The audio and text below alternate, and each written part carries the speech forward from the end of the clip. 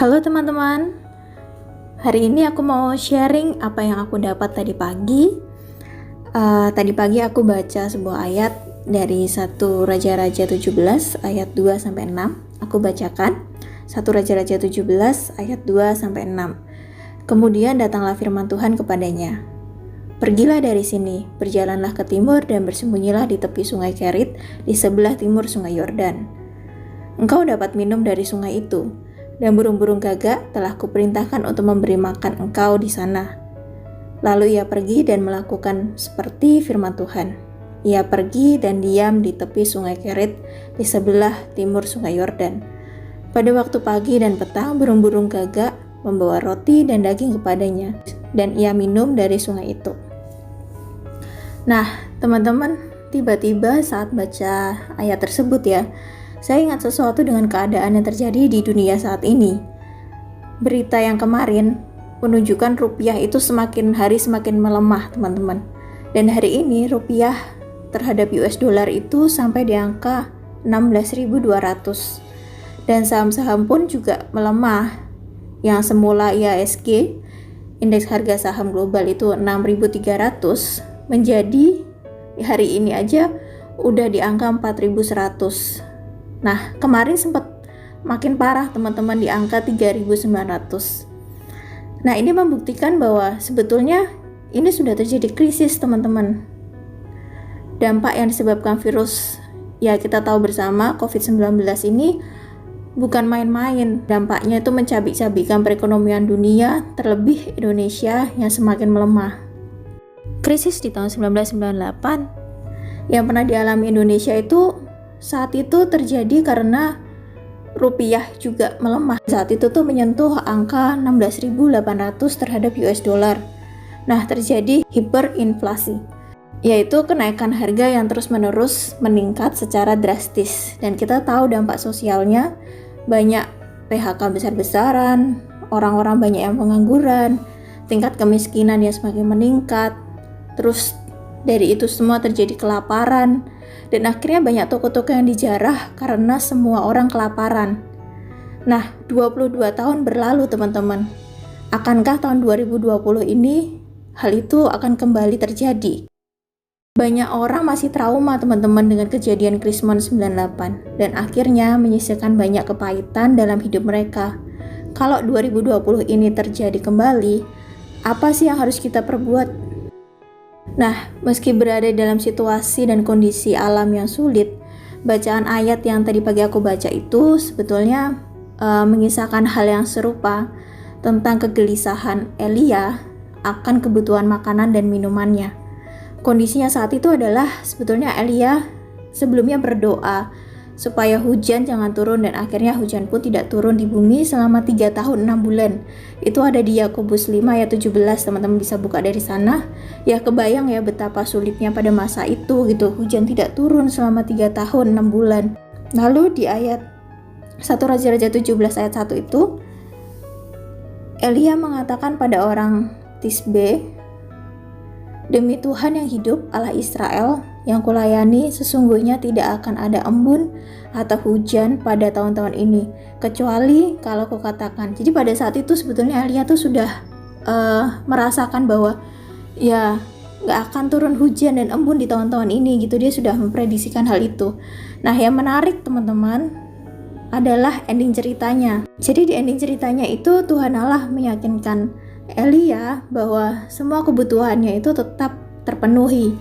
Allah meminta Elia pergi, berjalan ke timur dan bersembunyi di tepi sungai Kerit di sebelah timur sungai Yordan. Nah, di sana Allah memakai burung gagak. Sebetulnya gagak ini bukanlah jenis burung yang suka membawa makanan ya, teman-teman. Gagak sendiri tuh biasanya menyantap makanan yang tidak sehat. Tapi di sini justru terjadi sebaliknya. Burung-burung gagak itu dipakai Allah untuk membawa makanan yang menyehatkan bagi Elia. Bukankah ini hal yang aneh, teman-teman? Kalau ada manusia menolong burung itu hal yang wajar, tetapi ketika pada waktu pagi dan petang burung-burung gagak membawa roti dan daging untuk manusia. Nah, hal itu tuh hanya dapat terjadi kalau kuasa Tuhan dan pemeliharaan Tuhan itu nyata. Itu ada di ayat 6, teman-teman. seperti halnya Nabi Elia, kita juga dapat mempercayai pemeliharaan Allah atas hidup kita kok. Apapun kondisinya setelah ini teman-teman, kita mesti percaya bahwa pemeliharaan Tuhan akan hidup kita itu nyata. Allah bisa pakai apa saja atau siapa saja yang mungkin mustahil bagi kita untuk membawa jawaban bagi kebutuhan dan kegelisahan kita. Pertanyaannya adalah, bagaimana sih Allah telah memenuhi segala kebutuhan kamu saat ini dengan cara-cara yang mengejutkan? Bagaimana pengalaman tersebut telah memperdalam kepercayaan kamu kepadanya? Nah, aku mau sharing sedikit nih teman-teman tentang pemeliharaan Tuhan yang ajaib dalam hidup aku. Jadi, dalam masa-masa tersulitku gitu ya, aku pernah waktu itu sempat pesen makan nasi box gitu ya teman-teman. Nah, pada saat itu tuh karena aku anak kos jadi harus menghemat pengeluaran. Jadi waktu itu aku pesan 1 nasi box, dan ternyata teman-teman begitu sampai lewat GoFood ya, sampai bapak Gojeknya itu tuh ngasih aku bingkisan yang besar. Menurutku 1 box seharusnya nggak sebanyak itu gitu. Akhirnya begitu aku buka, aku terkejut karena isinya 3 box. Nah, aku tanya sama bapaknya, "Loh Pak, kok 3 box? Kan aku cuma pesen 1 box." Terus bapaknya tuh bilang, "Oh iya Mbak, maaf ini tadi lagi error aplikasinya, kemungkinan karyawannya Resto salah kasih pesanan." "Oh gitu, ya sudah saya ganti saja, berapa tambahan biayanya gitu." Nah, bapak Gojek ini tidak mau dibayar karena dia ngerasa dia juga nggak bayar segitu. Akhirnya saya kasih 1 boxnya untuk bapaknya, dan bapaknya juga nggak mau.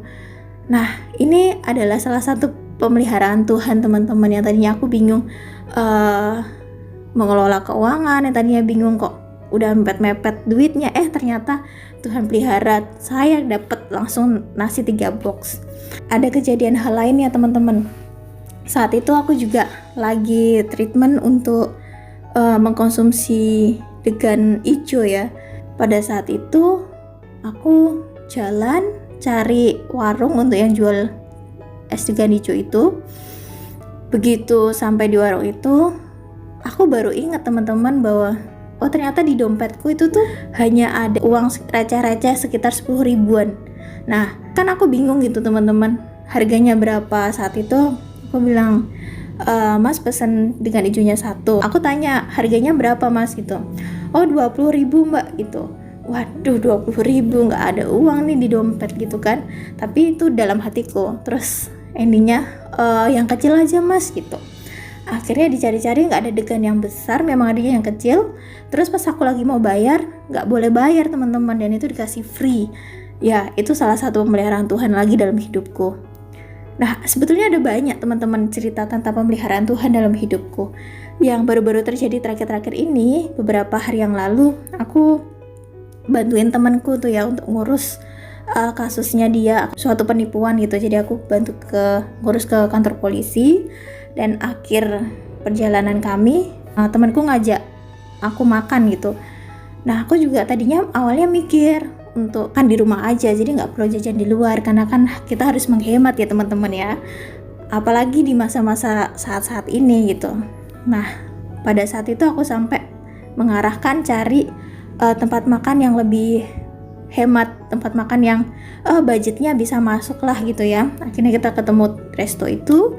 Setelah kita makan dan ngobrol-ngobrol, aku mau bayar, ternyata temanku ya sudah bayar gitu. Aku mau ganti, kata temanku nggak usah gitu. Nah, ini adalah hal-hal kecil yang Tuhan kerjakan dalam hidupku, di dalam memelihara hidupku gitu. Ada banyak banget hal-hal, cerita-cerita kecil lainnya yang membuktikan bahwa Tuhan itu benar-benar hidup nyata dengan cara-cara yang ajaib. Tuhan memelihara diriku, dan kalau saat ini Tuhan sanggup memelihara aku dengan cara-cara yang ajaib, aku yakin ya Allah yang sama juga akan memelihara dengan cara-cara yang lebih ajaib untuk kehidupan saat ini dan kehidupan selanjutnya. Allah itu bisa menggunakan banyak cara untuk memelihara hidup kita, dan kuncinya adalah kita harus tetap percaya, kita harus memasrahkan hidup kita padanya, dan segalanya akan berjalan baik karena Tuhan peduli dengan hidup kita. Biarlah Allah yang Maha Kasih memampukan kita untuk percaya bahwa setiap hal yang kita butuhkan sanggup Allah penuhi. Dan bagaimanapun sulitnya keadaan yang sedang kita hadapi, Allah punya cara-cara yang luar biasa untuk menolong kita. Semangat teman-teman menghadapi segala kesulitan, kesusahan hidup saat-saat ini, dan percayalah Allah ada bersamamu. God bless you.